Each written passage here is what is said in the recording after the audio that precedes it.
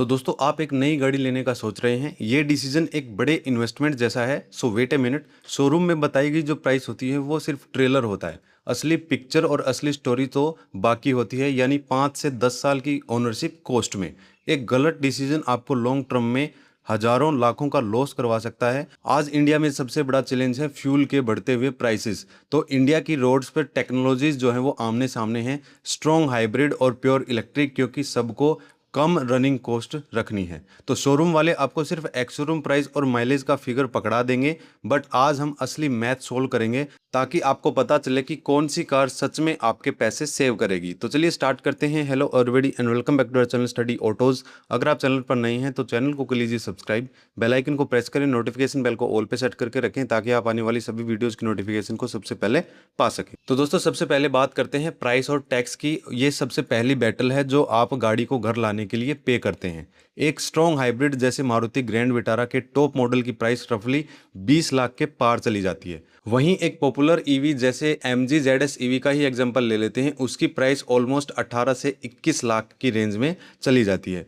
सो जैसा कि आप देख सकते हैं अब प्राइसेस में ज़्यादा डिफरेंस नहीं रह गया है, बट टैक्स में जमीन आसमान का डिफरेंस आ जाता है। इसको ऐसे समझो कि दो लोग सेम आइटम खरीद रहे हैं, बट एक के पास 90% डिस्काउंट का कूपन है और दूसरे के पास नहीं है। गवर्नमेंट ईवीज को प्रमोट करने के लिए इन पर सिर्फ 5% का GST लगाती है, वहीं स्ट्रॉन्ग हाइब्रिड कार्स पर GST और सेस मिला करके 43% का टैक्स लगता है। इस वजह से इनिशियल इन्वेस्टमेंट के मामले में अब कंपटीशन ऑलमोस्ट इक्वल हो चुका है। तो दोस्तों अब बात करते हैं the real game running cost के बारे में। मतलब गाड़ी खरीदने के बाद जो असली गेम शुरू होता है वो होता है रनिंग कॉस्ट का, और यहीं पर प्योर ईवी एक चैंपियन की तरह रेस जीत जाती है। अगर आप घर पर अपनी ईवी चार्ज करते हैं तो आपका जो पर किलोमीटर रनिंग कॉस्ट आएगा वो रहेगा 1 to 2 रुपीज़ पर किलोमीटर। इसके कंपैरिजन में एक स्ट्रॉन्ग हाइब्रिड जो कि रियल वर्ल्ड में 20 से 25 किलोमीटर का फंटेस्टिक माइलेज देती है, उसका अगर हम देखें तो आज के पेट्रोल प्राइसेस के अकॉर्डिंग 4 to 5 रुपीज़ पर किलोमीटर का कॉस्ट उसमें आता है। और ये एक बहुत बड़ा डिफरेंस है दोस्तों। ये ऐसे है जैसे रोज़ बाहर महंगी कॉफ़ी पीना या फिर घर पर बनाकर पीने का डिफरेंस। इनिशियली छोटा लगता है पर लॉन्ग टर्म में ये हज़ारों लाखों की सेविंग्स बन जाता है। सिंपल वर्ड्स में कहें तो हर किलोमीटर पर ईवी आपके पैसे सेव कर रही है। अब आते हैं दोस्तों अगले पार्ट की तरफ, जहां पर हम बात करेंगे range anxiety versus petrol pump की फ्रीडम। इस क्वेश्चन में ईवी बायर जो है उसके माइंड में यही बात रहती है कि रेंज एंजाइटी मतलब कितना चलेगी। ये आपके फ़ोन के बैटरी जैसा ही है। सिटी के अंदर दिन बाहर के काम के लिए इनफ है, पर लंबे सफ़र में जाने से पहले प्लानिंग करनी पड़ती है। आज की मॉडर्न ईवी जैसे टाटा नेक्सॉन ईवी या MG ZS ईवी एक बार फुल चार्ज होने पर रियल वर्ल्ड में 250 से 380 किलोमीटर तक चल सकती हैं। ये सिटी में डेली कम्यूट के लिए मोर देन इनफ हैं, लेकिन हाईवे पर हाई स्पीड और AC चलाने से रेंज कम हो सकती है। और इंडिया में पब्लिक चार्जिंग इंफ्रास्ट्रक्चर अभी तक डेवलप नहीं हुआ है, डेवलप हो रहा है। लेकिन यहीं पर दोस्तों एक स्ट्रॉन्ग हाइब्रिड जो है वो प्रैक्टिकल हीरो की तरह सामने आती है। इसमें कोई प्लानिंग नहीं है, कोई टेंशन नहीं है। ये उस पावर बैंक की तरह है जो हमेशा आपके साथ है। आप एक फुल टैंक में आराम से 800 से ज़्यादा किलोमीटर जा सकते हैं और 5 मिनट में किसी भी पेट्रोल पंप पे अपना टैंक जो है वो फुल करवा सकते हैं। जो लोग लॉन्ग जर्नीज करते हैं या जिनके पास घर पर डेडिकेटेड चार्जिंग फैसिलिटी नहीं है, उनके लिए हाइब्रिड एक टेंशन फ्री ऑप्शन है।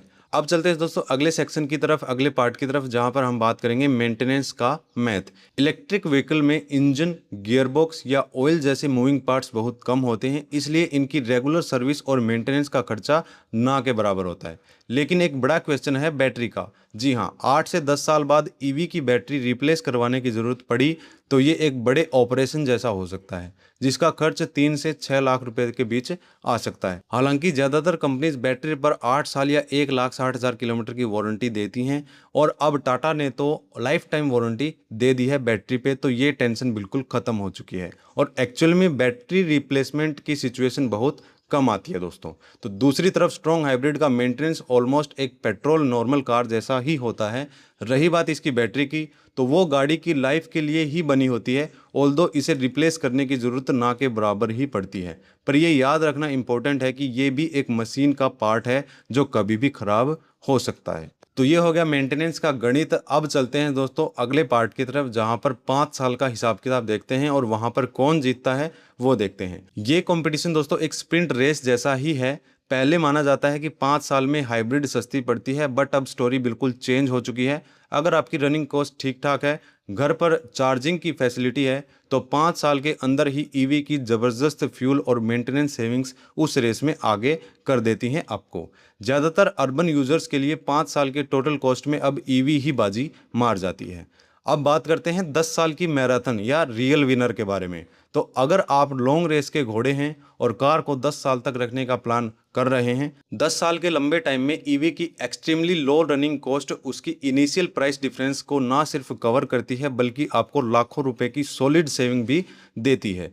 जिनकी रनिंग ज़्यादा होती है उनके लिए 10 साल के पीरियड में ईवी क्लियरली असली विनर बन जाती है। तो ये हो गए दोस्तों कंपैरिजन पार्ट्स। लेकिन अब बात आते हैं लास्ट पॉइंट पे, जो कि सबसे इंपॉर्टेंट पार्ट है, कंक्लूजन वर्डिक्ट, मतलब आपके लिए कौन सी गाड़ी सही है। तो इसका आंसर भी आपके पास है, क्योंकि आपकी रिक्वायरमेंट्स ही डिसाइड करेंगी कि आपको कौन सी गाड़ी के साथ जाना चाहिए। तो दोस्तों अब मैं आपको बता देता हूं कि आपको स्ट्रॉन्ग हाइब्रिड कब लेनी चाहिए। अगर आप एक अपार्टमेंट में रहते हैं, फ्लैट में रहते हैं, जहां डेडिकेटेड चार्जिंग लगाना एक चैलेंज है। दूसरा है, अगर आप फ्रीक्वेंटली लॉन्ग हाईवे ट्रिप्स करते हैं और 5 मिनट में रिफ्यूल करने की फ्रीडम चाहते हैं। और तीसरा पॉइंट है, अगर आप एक ऐसी जगह रहते हैं जहां चार्जिंग नेटवर्क अभी स्ट्रॉन्ग नहीं है, या जो कमर्शियल चार्जिंग स्टेशन हैं वो अभी इतने बिल्डअप नहीं हुए हैं। तो अगर आपके सामने भी ये 3 चैलेंजेस हैं, तो आपको स्ट्रॉन्ग हाइब्रिड गाड़ी ही लेनी चाहिए। और ईवी कब लेनी चाहिए उसके बारे में बात कर लेते हैं। आपके पास घर या ऑफिस में चार्जिंग की पक्की फैसिलिटी है, आपकी 80 to 90% ड्राइविंग सिटी रोड्स पर ही होती है, और आप कार को लॉन्ग टर्म यानी 7 से 10 साल तक रखने का प्लान कर रहे हैं, सबसे कम खर्च में गाड़ी चलाना चाहते हैं इस टाइम पीरियड में। और हाँ, अगर आप एक इन्वायरमेंट की केयर करते हैं, ये एक प्लस पॉइंट हो गया, और साइलेंट जीरो एमिशन वाली गाड़ी का एक्सपीरियंस चाहते हैं, और अगर आज के फ्यूल्स के अकॉर्डिंग आप ये जो बर्डन है अपनी जेब पे नहीं डालना चाहते, जहाँ पर पेट्रोल, डीजल और सीएनजी के प्राइसेस लगातार बढ़ रहे हैं, तो आपको ईवी ही लेनी चाहिए। और ये एक बहुत बड़ी इन्वेस्टमेंट होगी आपकी। और ईवी जो है वो अब लाइफ टाइम बैटरी वारंटी के साथ आने लग गई हैं, टाटा ने प्रोवाइड करवा दी हैं। और ये तो मैंने जेडएस ईवी का एग्जांपल दिया है आपको। अगर आपकी रनिंग कम है या शॉर्ट डिस्टेंसेस पे है, तो आपके लिए टाटा पंच और टाटा टियागो एक बेहतर ऑप्शन हो सकता है दोस्तों। और टाटा की ये दोनों गाड़ियां काफ़ी अच्छे बजट पे आ जाती हैं, 10 से 12 लाख में एक अच्छा लॉन्ग रेंज वेरिएंट आप इनका ले सकते हैं। तो उम्मीद है दोस्तों इस एनालिसिस ने आपके कन्फ्यूज़न को कुछ हद तक सॉल्व किया होगा। कोई कन्फ्यूज़न अगर रह जाता है तो हमें नीचे कमेंट्स में बता सकते हैं। और ये जो डिसीजन है पूरी तरह से आपकी personal needs, requirements, driving habits और बजट पे डिपेंड करता है। तो आप बिल्कुल भी कंफ्यूज मत होइए, जो भी सवाल हैं कमेंट्स में डालिए, हम उसका रिप्लाई आपको ज़रूर करेंगे। और दोस्तों अगर इस वीडियो ने आपको एक सही डिसीजन लेने में हेल्प की है, या आपके इस कन्फ्यूज़न को थोड़ा बहुत भी कम किया है, तो इस वीडियो को लाइक कीजिए, चैनल को सब्सक्राइब कीजिए, बेल आइकन को प्रेस करें, नोटिफिकेशन बेल को ऑल पे सेट करके रखें, ताकि आप आने वाली सभी वीडियोस की नोटिफिकेशन को सबसे पहले पा सकें। तो दोस्तों आपको यहाँ एक प्रो टिप मैं देना चाहूँगा, और वो ये है कि अगर आप एक नई गाड़ी अभी लेना चाहते हैं और ईवी नहीं लेना चाहते, तो आपको एक बार के लिए अपने मन को रोकना है। कुछ 6 महीने, 5-6 महीने की बात है, क्योंकि इस टाइम पीरियड में गवर्नमेंट को जितने डिसीजन लेने हैं एथनॉल पे, फ्यूल पे, वो सारे डिसीजन ले लेंगी, और एक फाइनल ब्लूप्रिंट हमारे सामने होगा कि इंडियन ऑटोमोबाइल इंडस्ट्री में अब ये फ्यूल्स इस तरीके से चलेंगे। जैसे इथेनॉल की ब्लेंडिंग के जो आप वीडियोस देखते हैं, तो वो भी गवर्नमेंट जो है वो आने वाले टाइम में जल्द ही डिसीजन लेने वाली है। तो उस हिसाब से आपको थोड़ा सा रुक जाना चाहिए अगर आप ईवी नहीं लेना चाहते तो।